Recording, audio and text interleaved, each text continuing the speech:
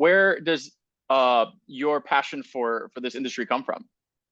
It's a great question, actually. So, as you can tell from my funny accent, I'm from London, England, and I grew up over in Southeast London, and I actually worked in the financial markets at a age of, I think, 18. Actually, started financial markets, and I worked for Merrill Lynch, Morgan Stanley, and I worked my way up to the London Metal Exchange. So, if you've ever seen the stock exchange in New York with people screaming and shouting and wearing colored jackets, that's the Mhm. equivalent in London for the London Metal Exchange. And that was a lot of fun, and that kind of got me my introduction into financial assets. Now, that was futures contracts being traded on, billions of dollars daily through these, big American banks and corporations. But that was my first entrance into metals, so to speak. So that was base metals, such as aluminum, zinc, copper, tin. It was like the base metals market. And then the other section of that market was precious metals. So that would be what you're familiar with today,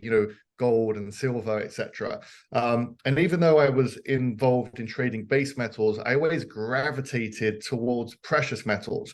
I think particularly because growing up as a child, my dad had lots of these gold coins, and they were like gold sovereigns. And his father used to have gold sovereigns. They passed them down to me.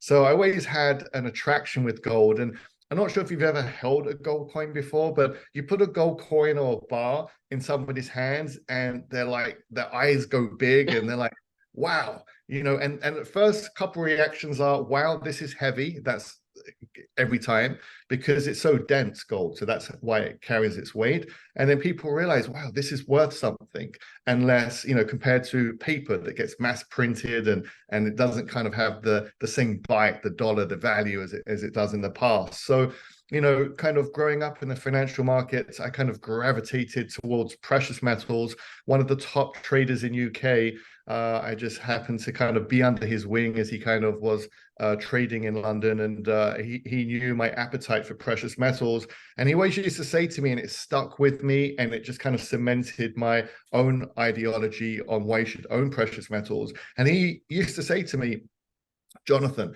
if you're ever going to invest in precious metals, forget all this futures nonsense. The only way to invest in gold is to hold on to it, the tangible asset.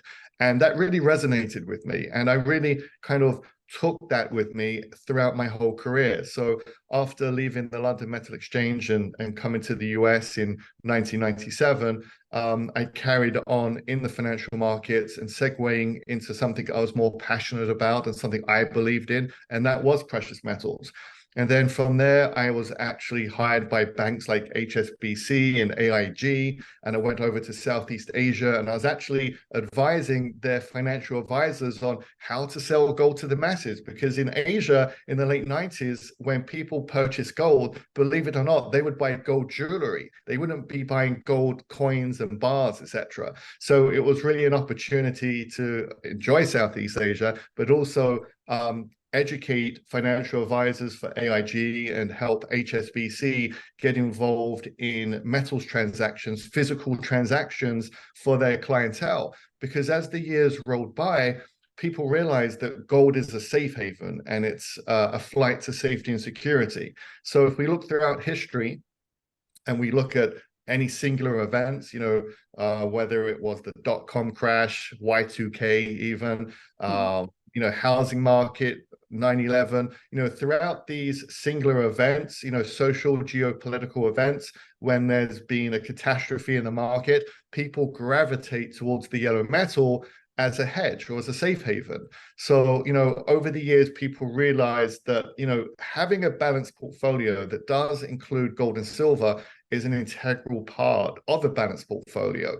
So being in the industry for, over 25 years now, particularly gold and silver, I've done a lot of financial literacy on teaching people the importance of not planning for Saturday night, so to speak, but planning for the future. And that does include stocks and bonds and, real estate and some gold. So I never tell people put everything into gold, but it's definitely an important asset that you should be looking at holding. Put it away in a safety deposit box. You can even put it in an IRA or 401k. Now, fast forward to today, myself talking to you, I'm one of the owners of Genesis Gold Group, and that's exactly what we do. We help people protect their retirement accounts with gold and silver. So if they're working or if they're retired, they have 401ks, retirement plans. They're looking at what's happening in the market today, which we'll obviously talk about, and they're looking at, well, how do I safeguard my 401k, my pension that I've been working so hard for the past 20 to 30 years? If I feel that the market's going to collapse or the dollar's going to, go further down in value or whatever the next big event's going to be, how do I safeguard that? So people are now really getting an education and having that light bulb moment and realizing, well, wait a minute, I can protect my retirement dollars by just moving it sideways and parking it in precious metals. And that's exactly what we offer today.